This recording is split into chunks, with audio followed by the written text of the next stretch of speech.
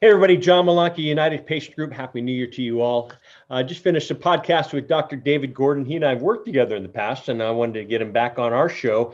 But he's an integrative and functional medicine doctor, working with four different pillars and bringing health and balance back into his patient's lifestyle, and then now incorporating medical cannabis. He's been in the cannabis industry for about 10 years, and he's just a well-rounded physician. And based out of Colorado. He's right there at ground zero, and he's seen a lot. And he worked a lot of patients, everything from pain, sleep, anxiety, as well as serious ailments such as cancer and fibromyalgia pains. So I know you'll enjoy this. He's a great guy, and thanks for being back on the show, Dr. Gordon. And we'll see you soon.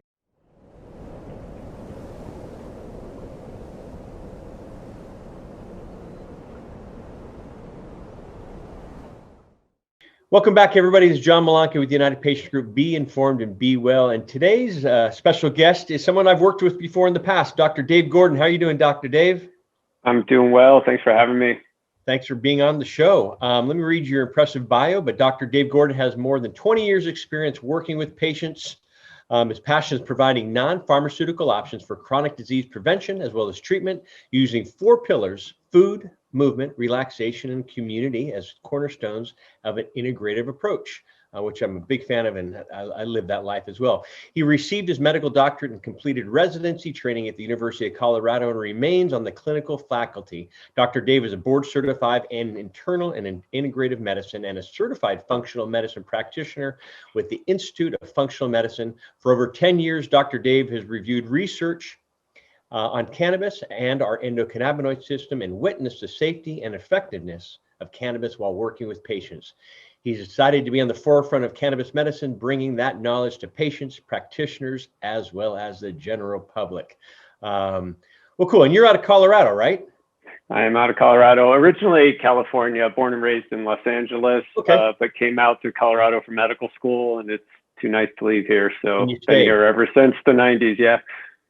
It's good because a lot of people don't like the cold. I have some friends that grew up there, and when they got, when they're able to get out, they're like, okay, I want to go to California to warm up. But you're from the warm climate, and you went over there, and you get a few different seasons too. So, I do a lot in the cannabis industry, and so why I wanted you, as well as the integrative oncology world and functional medicine. And so, can you talk about what's the difference between integrative as well as functional medicine? What's the difference, and then how you're incorporating that into medical cannabis? Yeah, absolutely. It's a great question. The way I describe it is I describe integrative medicine is really more of a bigger toolbox, really looking at a variety of different ways to deal with certain issues, conditions. And I kind of that's how my career kind of started. After my residency, I went into practice and quickly kind of was exposed to other practitioners, chiropractors, acupuncturists, psychologists, and said, okay, I'm going to use these resources. So rather than just prescribe medication to everybody, which is kind of, I'm oversimplifying a little bit, but which is kind of the standard of care, it was this integrative approach. Let's use all these different tools. Let's understand more about a patient's lifestyle and counseling and education. So that's kind of integrative medicine, at least how I describe it. Again, just really opening up the toolbox, both on how you evaluate patients and then certainly how you treat them. Functional medicine is a term that's really only been around 25 years or so. And it's kind of a type of integrative medicine, I would say, but it's a little more specific focus, whereas functional medicine is really the mindset of how you approach conditions. And really it's this concept of let's approach it by the root cause. So rather than just label diagnoses, someone's got migraines or someone's got lupus, and then we're going to use maybe an integrative medicine approach to treat them. We'll use acupuncture, we'll use prescriptions, we'll use botanicals. Functional medicine says, well, what's the root cause of your disease? Why do you have migraines? What are the system imbalances?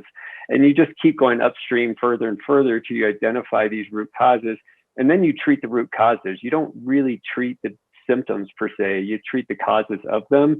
And that's a pretty unique philosophy. And that's really the difference. There's a lot of overlap, but functional medicine is really a philosophy and kind of a paradigm in and of itself. There is a lot of overlap, and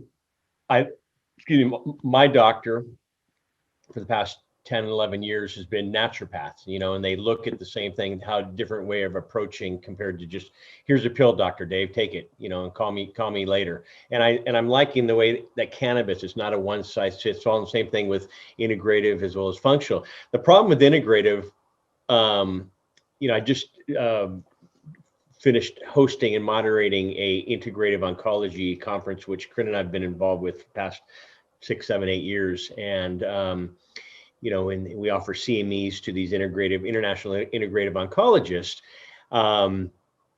It's funny though, because with this one organization that was certifying, that Corinne and I have used in the past, that was bringing it over to their organization, they weren't allowed to become an accredited body, meaning, or the organization, because functional medicine and integrative oncology or integrative approach isn't approved by the FDA.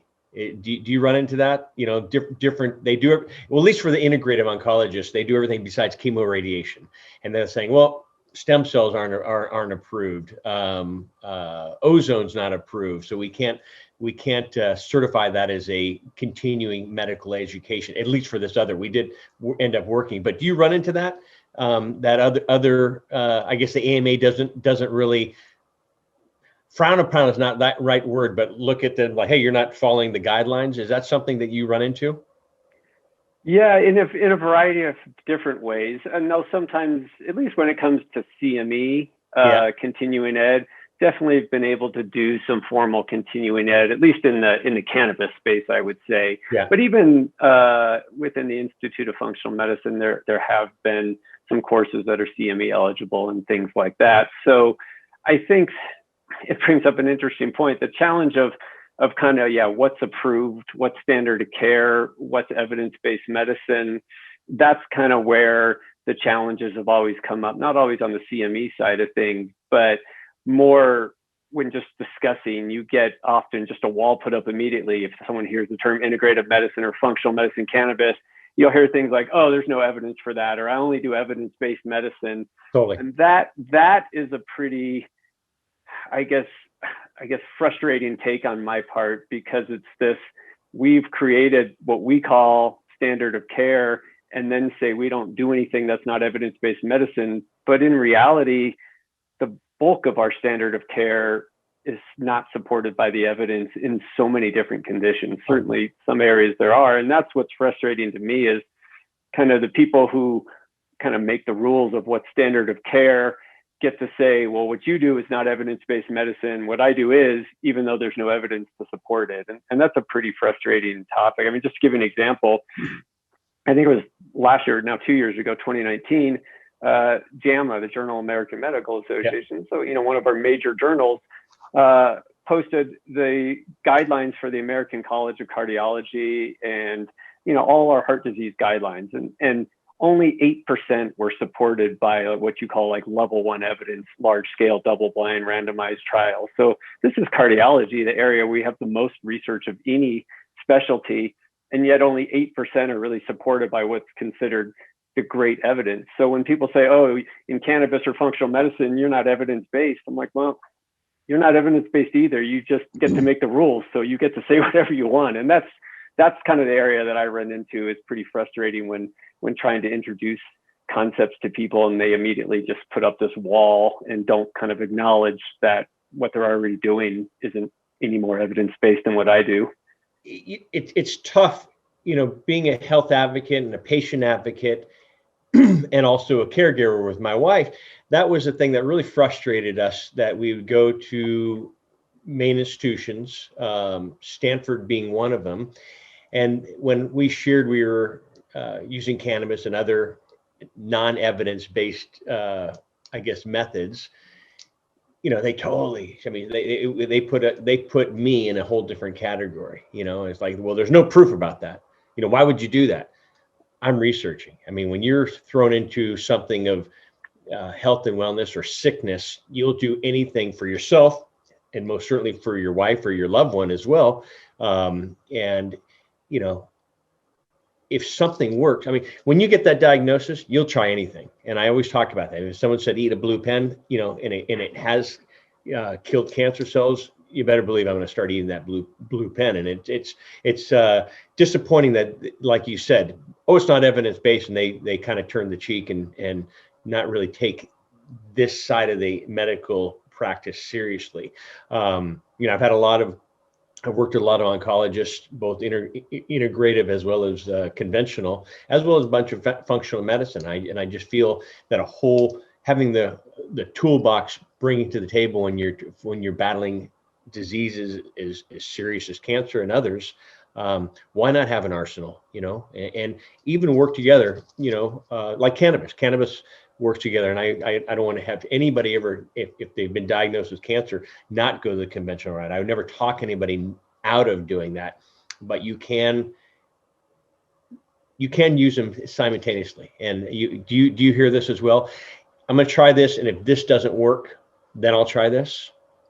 Yeah, I hear both. I mean, people coming to me obviously are already kind of interested in looking at a broader array of options than they've been given. So when folks are coming to me, that's probably less of an argument. But when I'm talking to clinicians, or when I'm talking to patients that are, maybe not coming to me for a visit, but they're just after a lecture where it's the first time they've heard of something, I'll really say, well, what are your goals? And then when it comes to, well, what about this physician? What do they say? Or, you're not evidence-based. I say, well, really, how are you describing evidence-based in terms of thinking about all these options? I mean, I describe evidence-based kind of based on how it was originally defined about 20 years ago, which was actually three prongs. It was the best scientific evidence, the clinician's opinions and experience, and the patient's goals and preferences. And using all three of those is really truly how evidence-based medicine was defined. So when I talk to a patient and they're looking at it, I say, well, what we're doing is evidence-based. And what you said when you were working with Corinne and you're doing the research. So when I look at a patient, say with cannabis and cancer or any other condition, I'm going to use all the scientific evidence I have, not just one study that fits my, viewpoint. I'm going to look at all of it. And then I'm going to say, well, what's my experience with patients? What are other clinicians' experience with patients? And then I'm going to say, well, what are the patients saying? Well, I've got a huge battery of data, for example, in cancer that says, well, cancer patients who use cannabis feel like it helps and really feel like it's a valuable part. I'm not going to exclude all those patients because they weren't in a randomized trial. These are real individuals struggling with what you obviously know is a life-changing diagnosis. So I think using all these tools is true evidence-based medicine. And if we approach everything that way, one, we kind of would do better for our patients, but really be able to then do better with the hard clinical research that we all want. But if you don't acknowledge something even has the potential to help, why are you going to bother investing research in that? And so I think some of it for me is just describing it in that terms for patients, for clinicians, and say, if we ignore the patient side of it, we're never going to get great patient outcomes. And you talk about ignoring the patient. As I keep on saying that I work with integrative oncologists and functional medicine. The first conference that Corinne and I attended, I want to say now, 6, 7, 8 years, probably about 7, 8 years ago. But the very first one we sat in on after the conference, they did a panel, a discussion with the doctors up there, and someone in the audience said, what steps do you approach a cancer patient when they come to you? And to our surprise, and I was pleasantly surprised, they said, first off, we asked, what their home life is like. What their home life, are they married? Do they live alone? Do they have a nice relationship? Do they have children? What's their religious background? Are they into spirituality? Are they, they practice any type of religion? Are they open to this? And then they ask them about praying, which blew my mind that a doctor would even talk about praying. And then they say, what is your will to live? And then we go to the patient. And I just think for showing the patient that, for these doctors to show the patient that they really care about the patient, and then then they're going after treating the ailment. They do all these first, then go to the treatment, and they know where they are with that patient. Everyone's different. And sometimes I don't want to ever give false hope, but sometimes giving that hope and giving that extra pump, like, oh my God, my doctor's on board. My doctor's is part of this. And I think that's the thing I really enjoy about the integrative and functional medicine part of this, where they can incorporate, I'm a big fan of chiropractic, acupuncture, meditation, naturopath medicine, uh, the list goes on, and if you can do that. So in the same thing, even with your 4 pillars at the beginning of your bio, I'm a fan of all those as well. In your practice, what are the common reasons people come to you when they turn to cannabis therapies? What are they asking for? Is it a wide variety of patients that come in?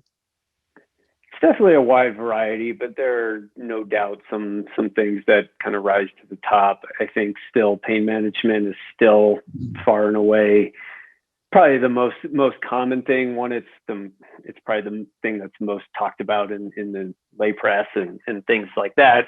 It's also one where other options are really poor, especially the opioid issues. And there's so much now press over the last 5 years about that. And so people are now knowingly afraid of it, whereas before they were just, well, my doctor says this is fine, so I'm going to go about it. Now, you don't need to really do your own research to know the risks of opioids. People who are a little bit more knowledgeable start knowing about the risks of things, even like Tylenol or ibuprofen, which are not small in any way, shape, or form. So pain management is certainly, I think, still the top. I would say the combination of kind of mood disorders and insomnia, if you kind of lump all those together, would be high up there. Anxiety, depression, trauma, sleep, it all certainly kind of goes together. I'd say that category is prominent. And then you get into other, chronic diseases that, certainly overlap with that. Cancer is another big one as well. People, again, like yourselves, they certainly know there's a role for cannabis in cancer, even just in symptom management, beyond the potential for its chemotherapeutic benefits. So really, they're not getting guidance from their primary oncology team most of the time, although there are areas where there's a little better guidance. But so those are probably the three biggest. But I would say there's no kind of condition someone hasn't come in with on some level. Yeah. I mean, nowadays, there's some conditions that really weren't around when you and I are probably in high school and college, that are today. I never heard, you hear more about things today than you did back then. Maybe we're in the industry. Maybe that's why, and working with a lot of people. Sleep, you mentioned sleep. Sleep's important. Yeah. And I truly believe it's a domino effect. When you're lacking on sleep, everything else, kinds of fail. Your eating, your depression, your anxiety, pain. A lot of pain patients find, when they don't sleep. We have we've done a few podcasts on pain, and one Beth Dost and Claudia Morandi. Sorry, Claudia. They are doing a lot with the pain world. Beth has been working with us. She's a nurse in this industry, and she has fibromyalgia. And so it's something that, she, as a nurse, she just discovered cannabis about probably 8 years ago. She was at a conference and she sat there with her mouth just dropped. Like, how come I never learned this? I've been a nurse for 25, 30 years. And so now she's incorporated that, but she's someone who battles fibromyalgia. She gets up at 3 a.m. to get out of bed at 6 because she's in so much pain. Knock on wood. And same for you. I'm not in any pain, and I hope you're the same. So I don't see that side. What she has found, and what both she and Claudia are working with, is fighting for pain patients, not only here in the US, but globally. And, they find success in the positiveness of drug-to-drug interactions, lowering the pain dose with the pain medications and having, say a 25 milligram pharmaceutical product, using cannabis 2 to 5 milligrams, and lowering the pharmaceutical product and getting the same amount, same results, I guess, as a 25 milligram capsule by using a cannabis product. Do you ever mix and match with that? I always tell people, don't do it by yourself. Make sure your physician is involved. So Yeah. Yeah, definitely. I would say a lot of it is for me, folks who are already on other pain therapies, yeah, maybe opioids, and saying, hey, I'd love to get off or reduce them. And I say, okay, well, let's get this into the mix. Let's get you feeling better. And then here's a way I can work with you to taper. You can work with your primary doc. I like the latter because I love it when patients go to their primary docs and go, oh, I'd like to taper down on my opioid pain medicine. And the docs are like, well, I don't usually hear that very often, but I'm feeling great. I want to taper down. So it's a way to educate other docs. But even something you were saying before with fibromyalgia and sleep and this discussion, this kind of integrative medicine or discussion of what the bigger issue of the patient, pain's such a great example of that. So if you just say, wow, we want to look at pain. We want to look at your 0 to 10 pain score. And that's the only marker we're going to do. And we just assume as physician, we're just going to beeline because that's what, maybe the randomized trial looked at, just your pain score. But when you look at a patient, they don't necessarily always say, oh, my primary expectation or my primary objective is just to have a lower pain score. Their objective is to be with their grandkids. Their objective is to go for hikes. Their objective is to have high quality of life. And so when you frame the discussion that way, you also then say, I've had plenty of patients, this fibromyalgia is a great example. They add cannabis to their mix or some other integrative tool, nutrition, whatever that is. And after 3 months, they might actually say like, oh, my peak pain is still 7 out of 10 or 8 out of 10, but I'm sleeping better. My activities are better. My mood's better.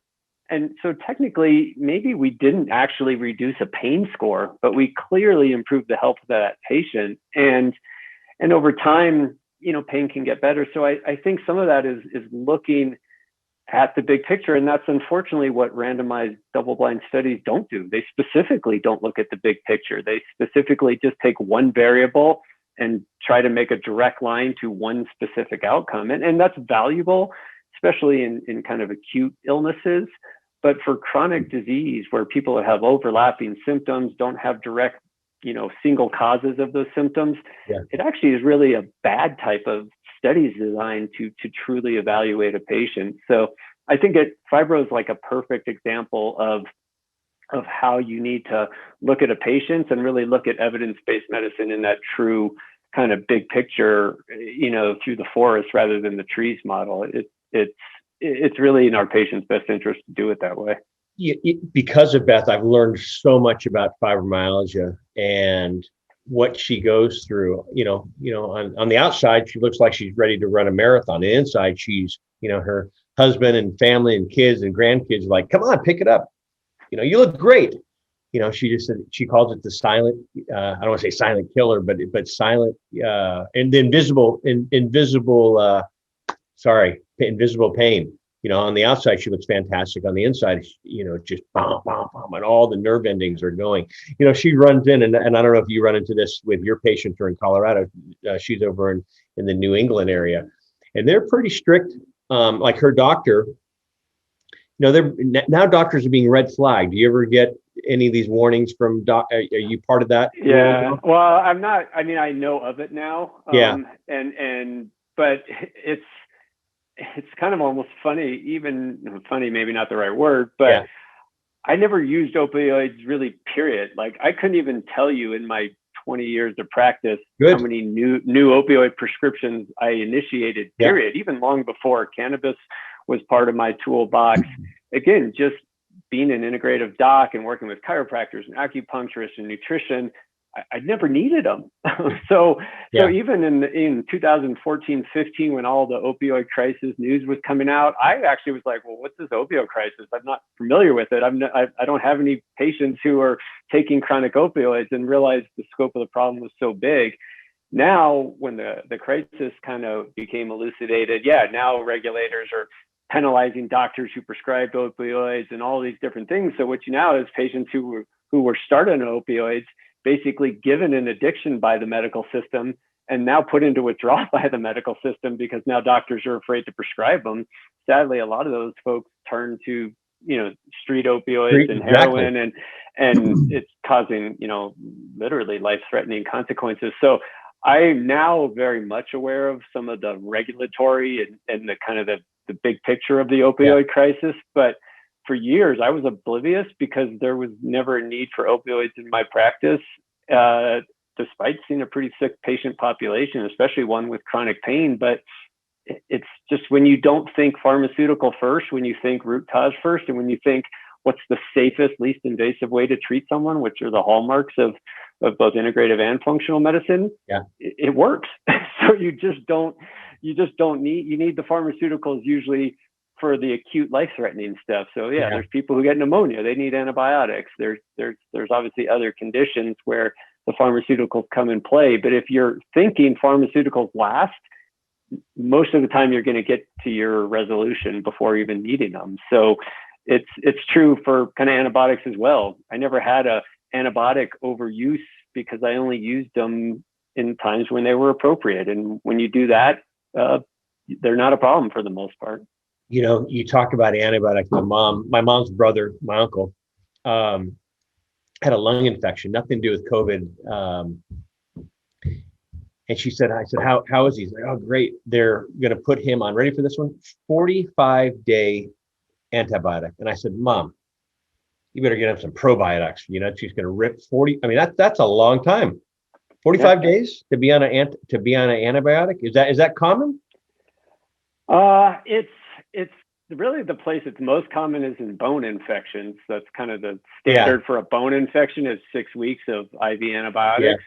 Lung infections are a little atypical, although there are some what we call atypical infections, TB, mycoplasma, some other things, maybe some fungal infections where longer is done. But again, when we go back to evidence-based medicine, I'm going to guess, obviously not knowing the details of the specific case, but I would bet money that if you took the details of that case and said, oh, is there a randomized trial showing that 6 weeks or 7 weeks of antibiotics is appropriate for someone, with that background, my guess is you wouldn't find that data. So again, not evidence-based medicine based on what kind of the system is saying is true evidence-based medicine. Yeah, and I don't know all the details either. So, but when I just heard 45, that stuck out. I'm like, oh my God, that's heavy duty on the gut. I'm very aware of what I put in my body, and health and wellness is part of my lifestyle. And like I said, I'm not in pain as well as I was mentioning earlier.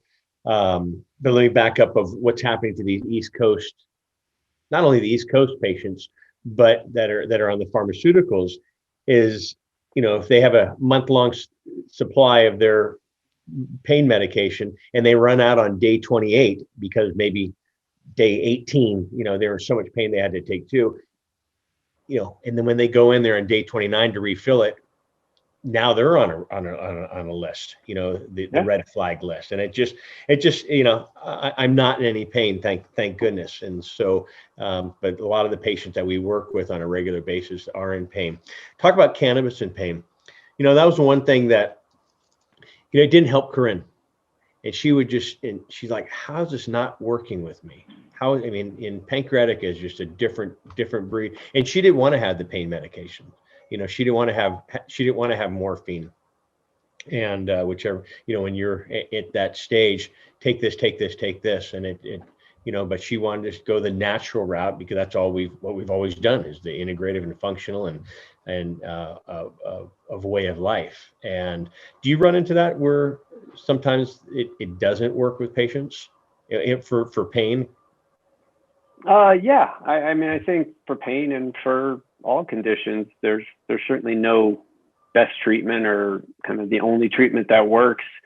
I find with pain issues, I think neuropathic pain, where really the nerves are inflamed and hyperactive, I think that's where I see the best results.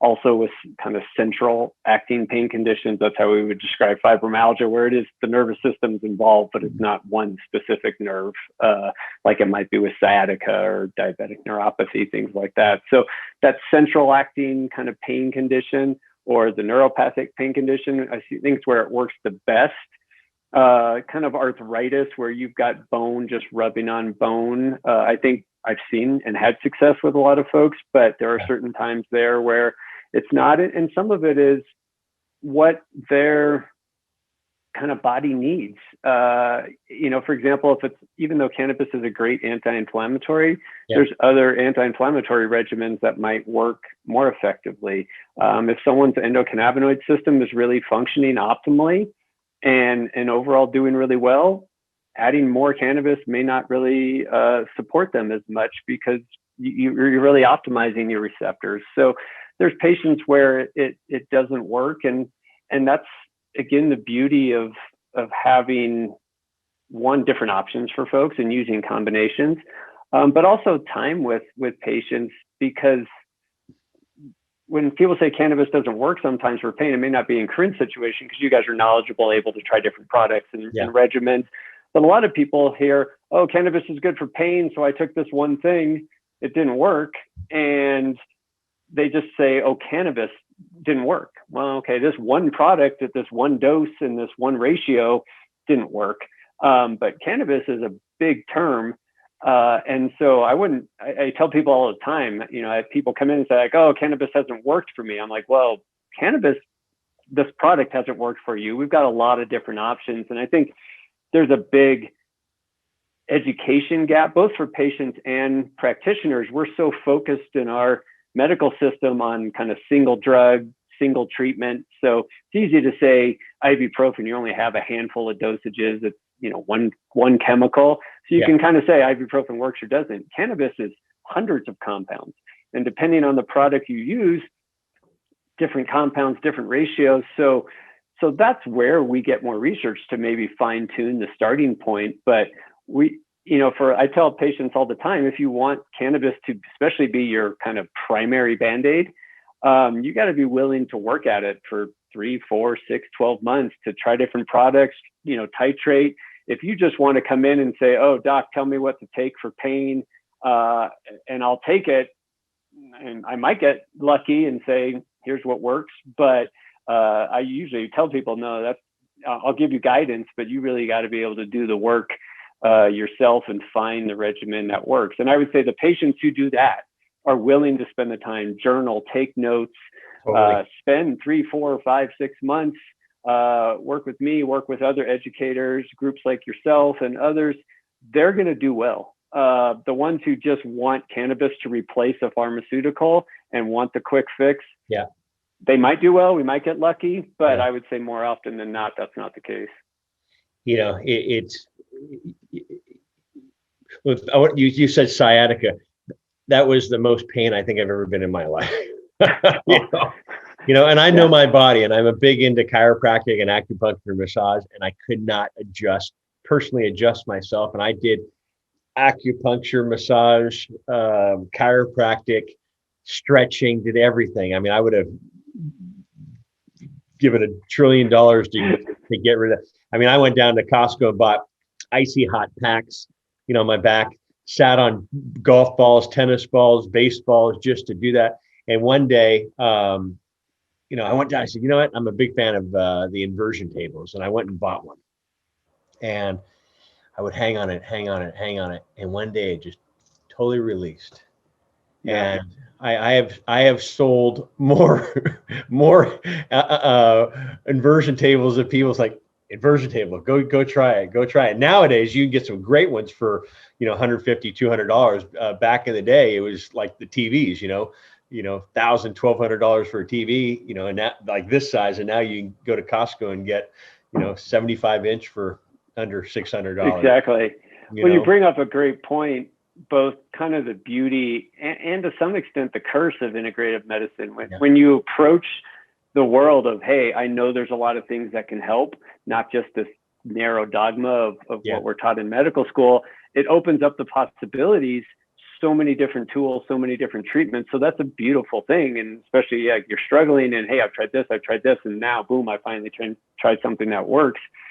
So that's the beauty of it. The curse is where people start. And that's, obviously one of my biggest jobs and kind of what I do a lot in my career is I learn as much about the patient as possible. I learn as much about the research as possible that's out there.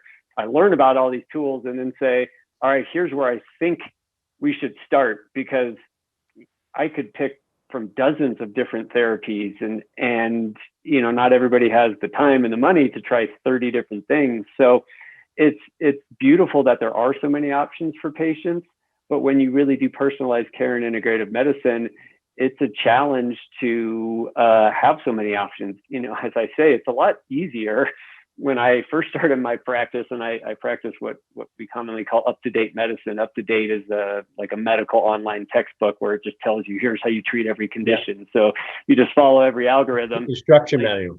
It's really easy to do that. I mean, yeah. I stopped doing it because it didn't work, but it's super easy to be a very conventionally trained outpatient physician, because you don't really have to think. You just kind of plug in a diagnosis and spit out the treatment. Integrative medicine is a heck of a lot harder, because you have to not only learn about all these different therapeutic options, but then you have to make decisions on what's going to be best for that patient sitting in front of me. And so again, beauty and a curse when we go down this path, both for patients and practitioners.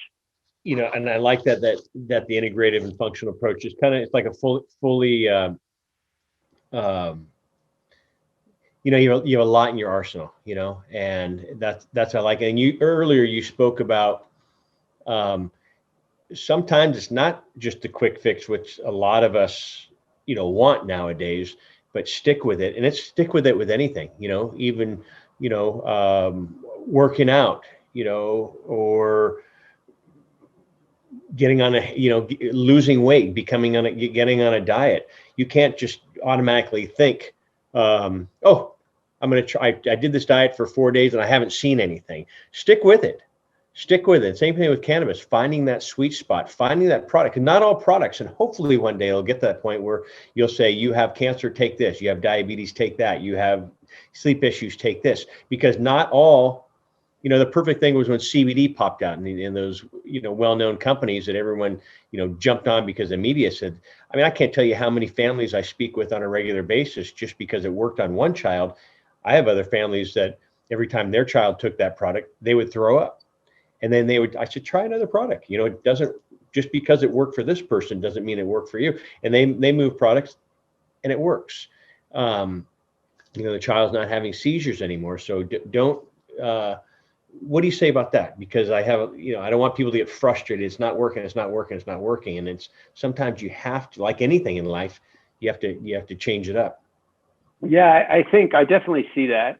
And I would even argue that I don't think we'll ever get to the point, no matter where we're at with legalization and scheduling cannabis.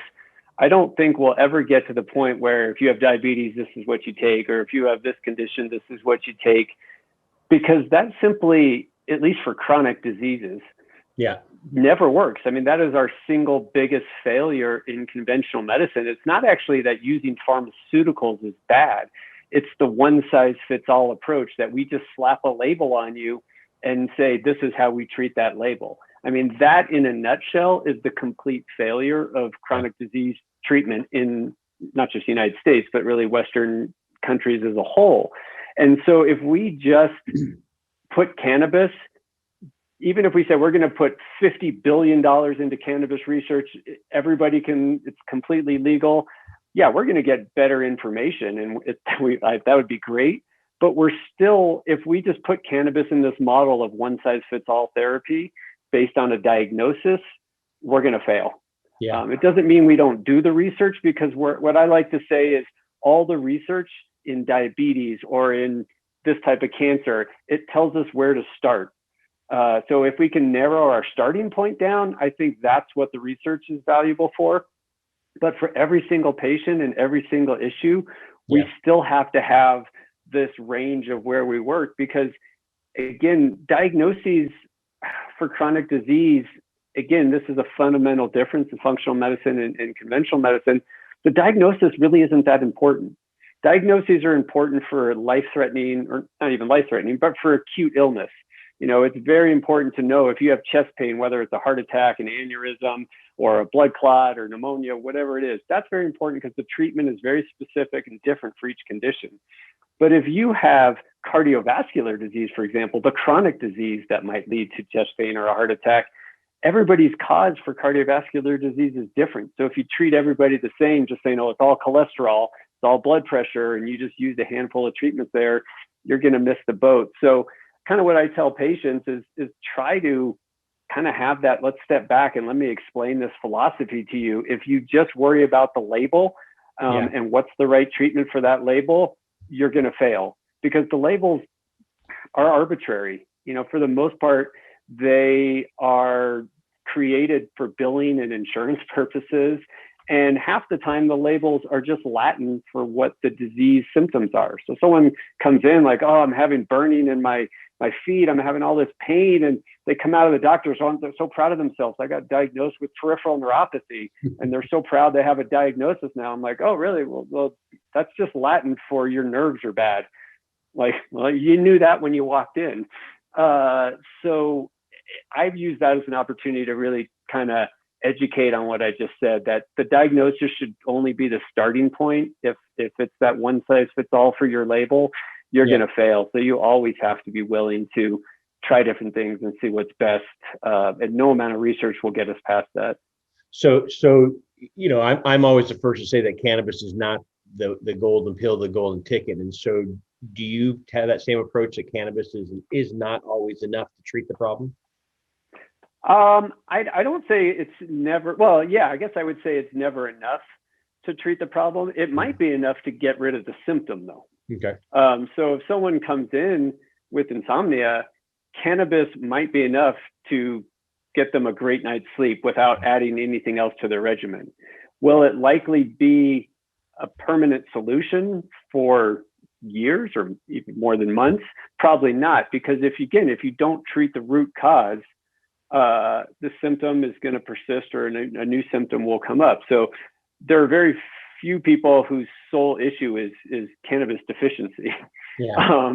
So there are some folks who have endocannabinoid deficiency, at least we think. And so maybe cannabis might be a great long-term option without changing much. But even in that situation, we'd rather feed the endocannabinoid system. We'd rather make our own system function again, not just replace it. So there's always going to be something more, because you have to treat the root cause, or eventually that symptom's coming back, or other symptoms are going to develop. So it's, again, I look at more, I use the term cannabis as a gateway. I don't know if we talked about it when we chatted on the previous show. I mean, certainly cannabis has been called a gateway drug for decades, and the research really shows that not to be the case, but I still see it as a gateway, because cannabis introduces these concepts to people very well. Like, here's a short-term fix, but it's going to introduce a concept that we have to do more to treat the underlying condition. Or when people start learning about the endocannabinoid system and about how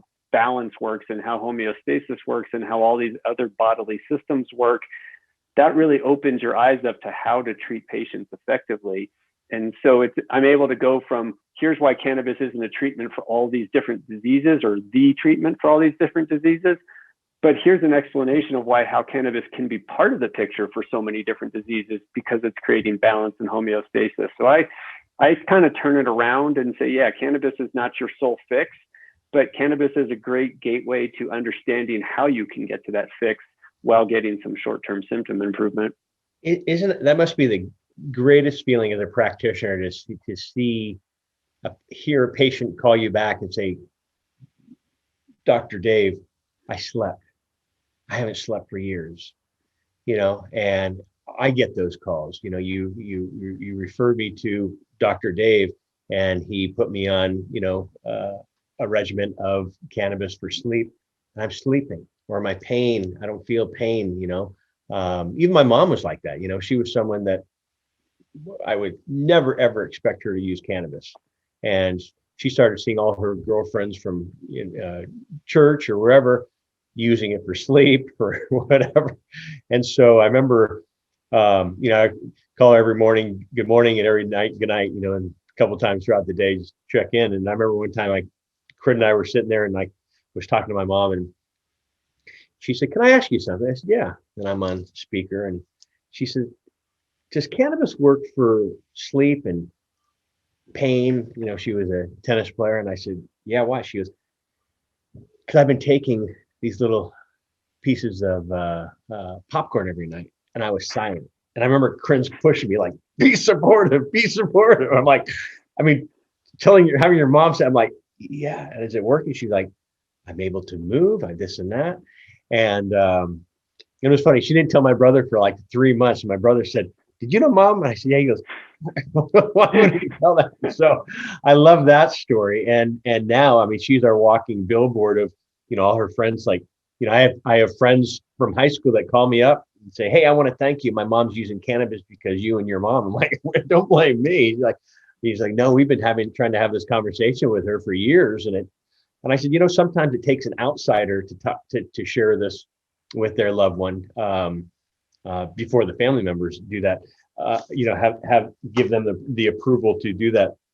I was going to ask you, you being a physician as well, and in your practice, at least out here in California and other states, um, a lot of people are avoiding doctors now because you were talking about legalization, and now what are we? 35 states medical, 15 states recreational, and not everyone's going to the doctors anymore. They're going straight to the dispensaries, and they're coming back with 5 or 6 different products. "Oh, I have anxiety. Well, take this. I have sleep. Take this. I have, eating issue. Take this." That frustrates me because I work with so many patients that call and say, "I have all these products," and I work with a lot of seniors as well. And I don't want anybody taken advantage of. I don't want to give anybody any false hope. But I truly believe medical professionals and practitioners should be involved. I know you're kind of in the heart of this in Colorado. Has that put a dent in your practice at all, or is it just you've been there for so long that it's just common? It's definitely common, and I think Colorado, from my experience talking to folks, has a lot of the same problems that California has. That it's kind of a free for all. Yeah. I think where Colorado's done the best, and obviously being the first to kind of recreationally legalize it, I think areas we've done great is quality. Like, I feel very confident in the quality of products that people can go buy at a dispensary. Yeah. So I think we've done very good there. Where we've done poorly, though, is the medical focus. And when we went recreational, I don't want to quite say it destroyed the medical framework, but it certainly put a big dent in it. And that medical framework wasn't great to start with, because most of the physicians who were giving out med cards didn't know a thing about cannabis, and it was just a factory. But even now, since Rec's gone into play, I don't know the numbers off the top of my head, but I think it's something like 90% of sales in Colorado are on the Rec side. And Colorado also has to separate from the seed. So when you plant a seed in the ground, you have to say whether it's a med plant or a rec plant, which is one of our absurd rules. So there's no value for most of these companies growing medical flower because they know the sales are going to be on the rec side. So it's basically pushed people out from physicians that even want to go there. And then, of course, the mainstream, so to speak, medical community doesn't want anything to do with cannabis.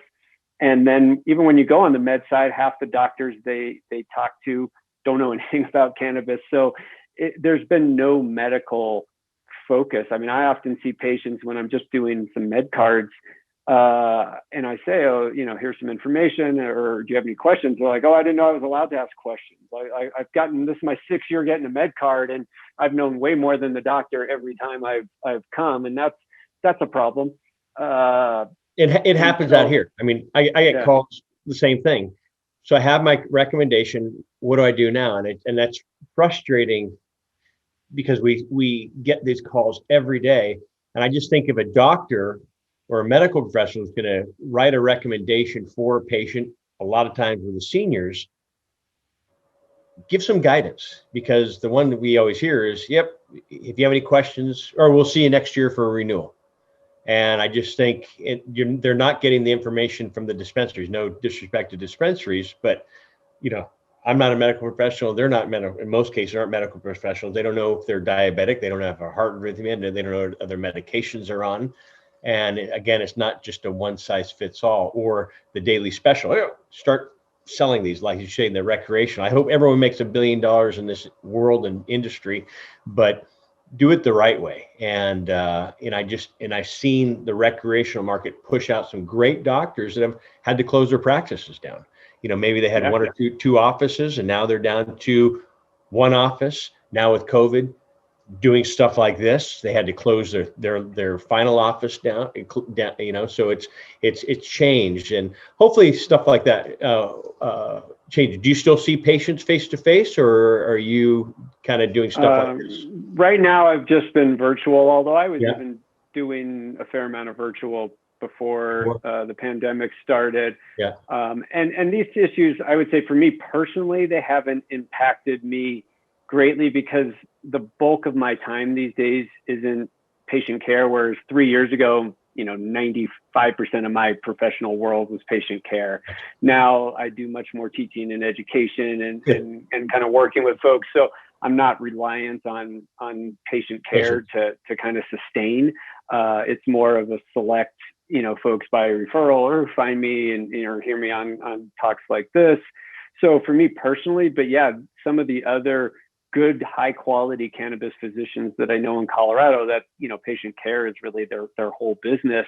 They've definitely been impacted. And again, it just creates a cycle. If you have people starting cannabis without guidance or with guidance just from an untrained dispensary worker, well, then they're going to have more risk of side effects or problems. And that creates a negative image. They're going to have less likelihood of success. And that also creates this negative image, and it kind of feeds back into a lot of the false propaganda that's been out there about cannabis for 70, 80 years. Someone who just goes to the dispensary and they say, oh yeah, here's all these concentrates, and now someone's using way too much or having side effects or builds up a tolerance and it doesn't work. I mean, it just creates this false cycle if you don't get good education and guidance. And certainly I'd like physicians to be a part of that, but there's still a whole bigger world of good educators that don't have to be physicians. And so I'd rather see us collectively kind of identify who those groups are, whether it's, nonprofits like yours, and there's some other great nonprofits that really do good quality cannabis education, help people connect with physicians in certain situations. So I don't think everything has to be kind of physician only and then the physician disseminates, but I think we need to have some, acknowledgement of, or, here's folks who are really putting out good information. And that's kind of what I do is I kind of go around and I learn who's putting out good information, learn groups like yours that I can direct patients to, because maybe someone doesn't want to, they can't use insurance for these types of things because it's not really fitting. And if someone's going to need 6 months, they probably can't afford to see me every 2 weeks for 6 months out of pocket. Certainly not these days with the economic issues going on. So I think we have to utilize all the different groups and really the folks who are, I guess we like to say doing it the right way, which obviously is up for debate. What's the right way? But usually when I talk to somebody, I get a pretty good gestalt, at least if they share my philosophies. And if they share my philosophies, that just becomes kind of part of my circle of where both I can work and educate people through, but also I feel comfortable referring patients, family members, friends, and whatnot. So I think I want to see that network grow. And I think physicians are a major part of it, but I don't think they're the only part of it. Yeah. You said debate, and the debate, this one always comes up. I want the medical part of I don't say medical. I always say medical part of the plant, meaning versus recreation. A lot of people say I want the medical part, which is CBD, recreation, THC. That's not where I was going with this, but the difference of medical grade quality cannabis versus recreational quality cannabis. Is there a difference, or is it just taxed differently? It's not in Colorado. There's no difference. I can't speak for other states. I don't think there's a difference. That's why I was asking. In Colorado, Literally, usually the plants are growing side by side in the Yeah. dirt, and one has a barcode on it that says med, and one has a barcode on it that says rec. So in Colorado, no, you can walk into any dispensary and feel, I think, pretty confident of quality. Yeah. And other states, again, that since there's no, of course, oversight federally, every state is doing its own thing. So I don't know necessarily product quality in other states, but in Colorado, no, there's no med quality and rec quality. The differences here are just taxes, which is pretty substantial, like almost 25%. So yeah, I was gonna say one time we were there, and next thing you know, it was $100-something. I'm there like, we just grabbed this. I said, well, you're out of state. I think it was 22. It's probably 25% tax. And so a lot of patients asked me that. And I said, you know what? In Colorado, as far as I know, it's people get a medical card. Same thing in California. You get a medical card to help on the taxes. But the product is the same. So you write in recommendations. How easy is it for a Colorado resident to come in and get a medical card? And how easy is it for a non-resident Colorado resident coming in to get a medical card? Because a lot of patients we work with on a daily basis live in illegal states. And I say, before you become a cannabis refugee, go to a legal state, that you're able to go in there and see if this even works. Colorado, a lot of them are coming from, most states that are illegal are closer to you than they are to us. And so I always direct them to Colorado. Is that something that an out-of-state patient can get a medical card? Where California, it used to be the way you can have a U.S. birth certificate to get a California. Yeah, no, in Colorado, to actually get a medical certification, be able to go to med dispensaries, and the benefits that come with that, you have to be a Colorado resident. You have to have a Colorado driver's license. I definitely see and consult with people either who are living in Colorado but not yet residents, or live in other states, and certainly can give guidance.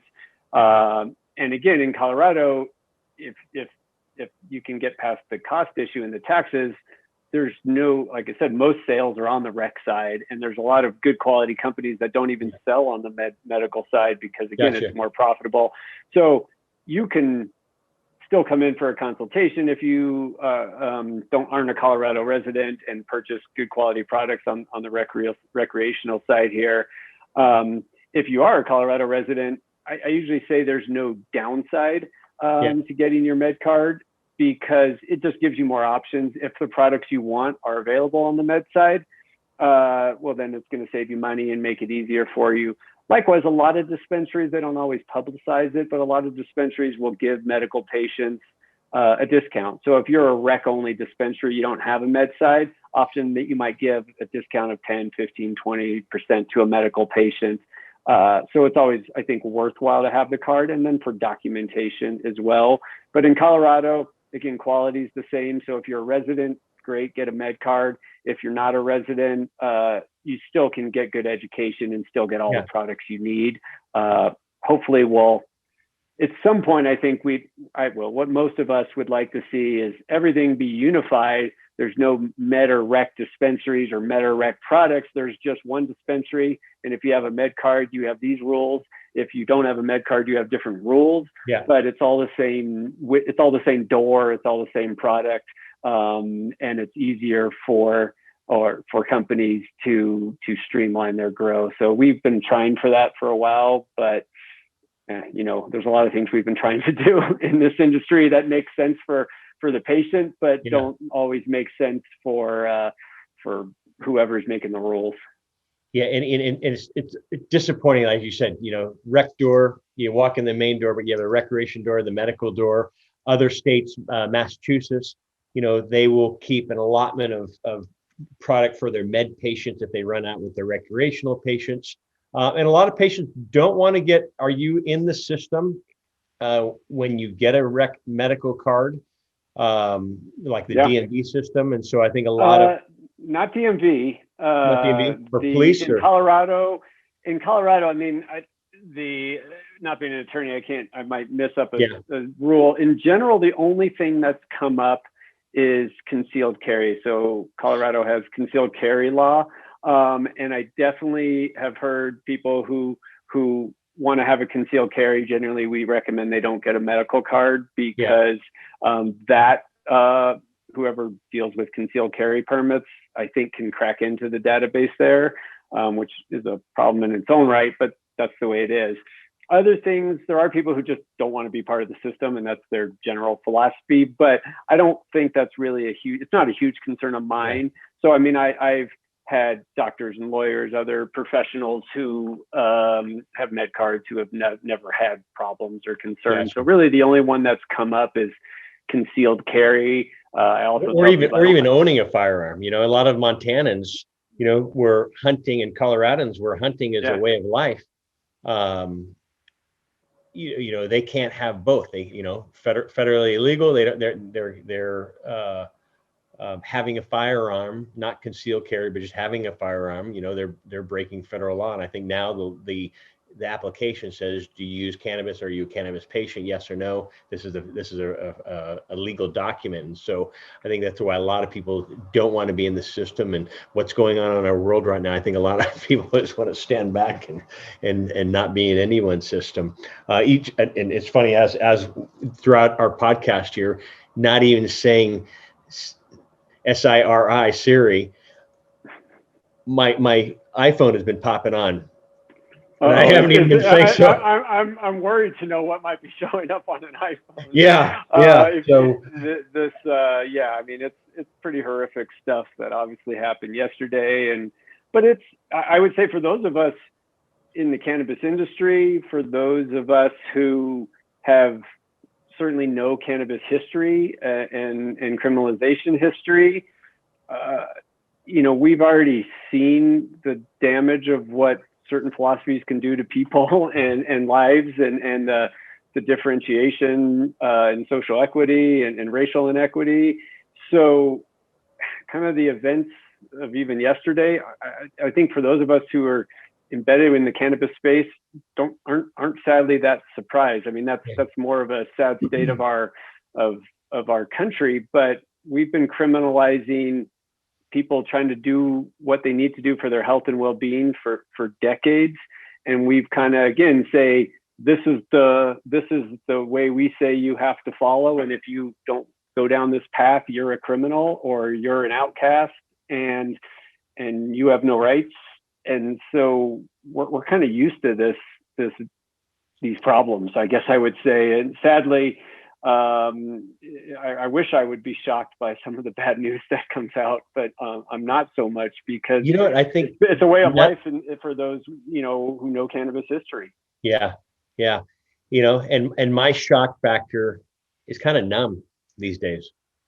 You know, it's like I don't want to say nothing surprises me, but sometimes it doesn't. I don't know if things that have happened in my life recently with passing and what's happening with government and laws and seeing patients. And so hopefully things do get better. How do people find you? Best way for people to find me is just my website, 4pillarsdenver.com. It's the number 4, and then pillars, PILLARS, denver.com. That's my website. So if someone does want a consultation, easy to schedule from there. If they just want cannabis education, I've got links to talks like this that I've done, links to podcasts, links to lectures. There's some nice cannabis 101 lectures if you want to spend anywhere from 20 minutes to an hour just learning the basics of cannabis. There's recordings there, and so that's certainly the best place. All my social media tags are 4 Pillars Denver. Yes, 4 Pillars Denver, although my social media presence is modest at best. And maybe at some point I'll expand, but probably not. But those resources are out there. Certainly the links when I'm on, you know, shows and things like that. So either www.4pillarsdenver.com or just 4 Pillars Denver as far as most social media platforms. Cool. I'll make sure I put all that stuff up there, and you do have some great articles on there and some graphs on your website too. So if you haven't had a chance, take a look at Dr. Dave's website. Any closing words for our audience? Closing words. there's a lot of threw things that on I you. I could threw say that on. yeah, we're recording this on January 7th, 2021. So there's a lot that I could be said, but I'll just reiterate that really I think cannabis, not just, and integrative medicine in general, it's a different paradigm than what we're taught. And I think we have to acknowledge that kind of what we're taught and the dogma in so many areas is frankly inaccurate. At best, it's inaccurate, and at worst, it's just completely destructive for so many different people. Whether it's, again, when you're talking about what we're taught in terms of our history and social equity issues, or it's dangerous to people in terms of what the standard of care is, which is harming a lot of people in medicine. So I think cannabis is a great example of that harm that can come if you just follow a set dogma that really doesn't listen to the facts and doesn't listen to the science. And so get your cannabis education, get your education on integrative and functional medicine, but recognize that's just a gateway to kind of acknowledging the deeper layers of what's out there in our culture. And the more you learn and the more you acknowledge, the healthier and better off you'll be, but the more able you'll be able to help others as well. So I'll leave it at that. Pay it forward. Education is key. I appreciate you, Dr. Dave Gordon, and great to see you again. And I thank you for taking time to be on my show once again. So everybody, this is John Malanca with United Patients Group. Be informed and be well. And wishing you all a blessed and safe and happy day. And David, thank you so much. Absolutely. Thanks so much for having me. We'll see you again. Hi, John Malanca here with United Patients Group. I hope you've enjoyed our videos. Please click like as well as subscribe to our channel here on YouTube. Also, follow us on Twitter at UPatients Group and on Facebook at United Patients Group, as well as for our podcast. Please click the link in the description below. We'll see you there. Bye-bye.